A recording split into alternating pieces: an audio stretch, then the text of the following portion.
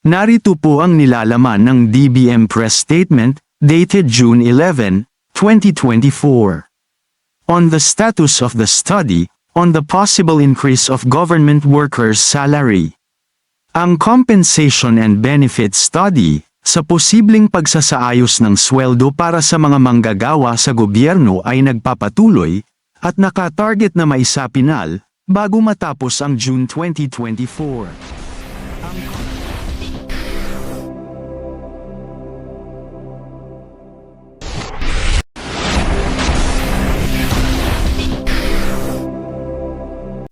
Magandang araw po sa lahat. Narito po ang nilalaman ng DBM press statement dated June 11, 2024. On the status of the study on the possible increase of government workers' salary. Ang Compensation and Benefits Study sa posibleng pagsasaayos ng sweldo para sa mga manggagawa sa gobyerno ay nagpapatuloy at nakatarget na maisapinal bago matapos ang June 2024. Ang komprehensibong pag-aaral ay lubusang nagsasaliksik ng iba't ibang aspeto ng kasalukuyang sistema ng kompensasyon, kabilang ang mga sweldo, benepisyo, at allowance, upang matukoy ang mga lugar para sa pagpapabuti. Ito ay nagsasangkot ng mga aktibidad sa benchmarking laban sa pribadong sektor at naglalayong magtatag ng isang patas at napapanatiling istruktura ng sweldo na magpapahusay sa kapakanan at produktibidad ng mga manggagawa sa gobyerno kung isasaalang-alang ang mga epekto ng inflation.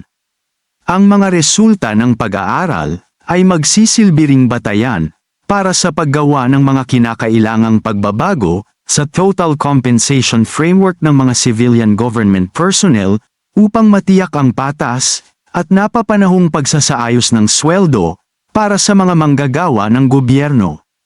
Kapag natapos na ang pag-aaral, ipapakita ng konsultant na kinomisyon ng Governance Commission for GOCC, GCG, ang mga tinatanggap na resulta ng pag-aaral sa Department of Budget and Management, DBM, at sa GCG. Tinitiyak ng DBM ang kahandaan nitong suportahan ang pagpapatupad ng pagsasaayos ng sweldo kapag naaprubahan upang matiyak ang isang competitive and equitable compensation package para sa ating mga civil servants. Gagawa tayo ng paraan para mapondohan ang pagpapatupad nito, depende sa labis na kita na makokolekta ng pambansang pamahalaan.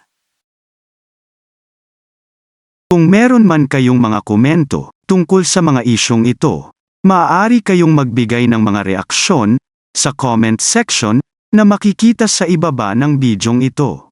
Maraming salamat, at kung ikaw ay interesado ng mga bidyong tulad nito, mangyaring suportahan ang channel na ito sa pamamagitan ng pagpindot ng like, pag-share ng mga video, at kung bago ka pa lang sa channel na ito, please subscribe sa channel na ito at pindutin ang notification bell at piliin ang all upang maabisuhan ka para sa mga paparating pang mga videos.